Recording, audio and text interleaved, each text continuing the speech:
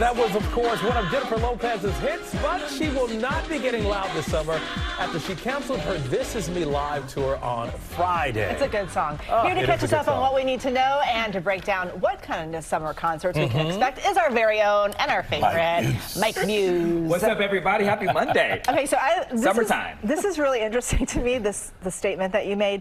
Before we get to the concert headlines, you say we need to know our concert goer identity. I prefer like arenas and stadiums because I like a reserved seat. Particular arenas are like climate controlled, and if you have a suite for me, that's even better, right? But some people love the festival experience. Some people like standing outside. Some people like seeing a wide range of individuals, and people don't mind standing, and people don't really mind the seats. But I like a little comfort right now in my life. Yeah, you don't get a seat at a festival. I'm in my comfort era. Let's talk about J-Lo. So she just canceled her concert here. A lot of people are not happy about it, but you say there is sort of like this wave right now of people canceling their concerts? Yeah, so definitely J-Lo canceled her concert, and I do feel bad. I mean, that can't be a good feeling when you have to cancel your concert due to slow ticket sales. But there are a lot of other artists like that too as well. The Black Keys currently right now, they canceled their concert tour as well. J-Lo did release a statement that she is heartsick about the idea of having to cancel and disappointing her fans. But the challenge these days in this new era that we're in with digital music and streaming platforms is that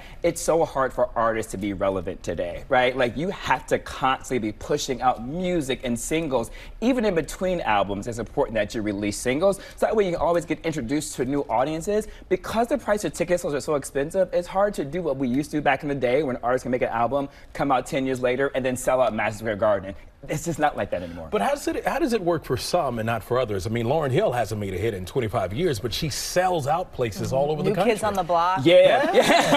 Exactly. And it's still rocking. Yeah. There's some legacy artists like the Rolling Stones, Lauryn Hill, the U2s of the world. They do have an established discography. They have an established fan base, and so it's easy for them to come out and particularly sell out shows. And it's particularly the dynamic of dynamic pricing with ticket sales at Ticketmaster and Live Nation. The U.S. Justice Department does have a lawsuit against Live Nation and Ticketmaster, looking at them a monopoly. But I disagree with this lawsuit and the aspect of it doesn't solve the issue of pricing. The reason why people went to go see Beyonce and Taylor Swift in Europe, because it was cheaper. Europe has a regulation where they only mandate 20% markup on the tickets and resale. So if the U.S. wants to really care about the consumer, monopoly is one thing. But what hurt me was that people were saying, hopefully the tickets will be cheaper now. No, because we still do what the market demands. And there are people willing to pay thousands of dollars to see Beyonce. We've seen so that. there will always be the cost of that ticket. Yep, and when you can go to Europe and see them over there and have a trip, that's what people will do.